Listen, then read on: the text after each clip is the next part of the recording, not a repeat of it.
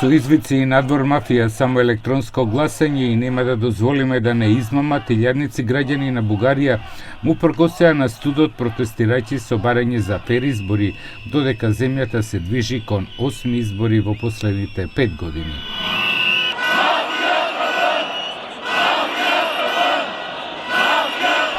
Демонстрантите инсистираа на фер избори и велат дека одбивањето на владата во заминување да воведе електронско гласање за можни предвремени избори е уште еден обид за влијание врз изборниот резултат. Најлесниот варијант е да имаме машинно гласување. Ако нямаме машинно гласување, просто ни требаат поне 12.000 наблюдатели и още доста честни секционни комисии. И много хора, които да пазят, да не ни купуват гласовете, да не ни крадат изборите. Важно е да даваме възможност на машините, защото те са безпристрастни и не се манипулират. И поне се намалява грешката, която е вътре в секциите.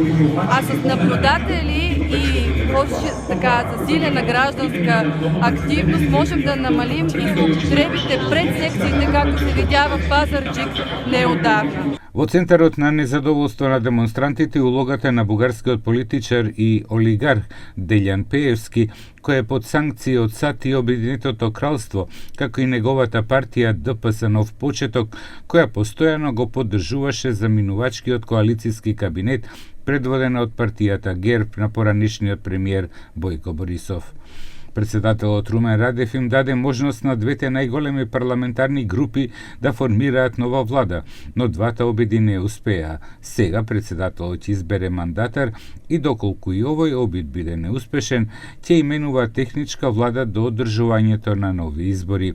Овие протести во Софија доаѓаат по демонстрациите од минатиот месец, кои беа поттикнати од обидите на владеачката коалиција да усвои буџет за кој бугарите, веќе соочени со раст на цените, стравуваат дека дополнително ќе им ја влоши економската состојба.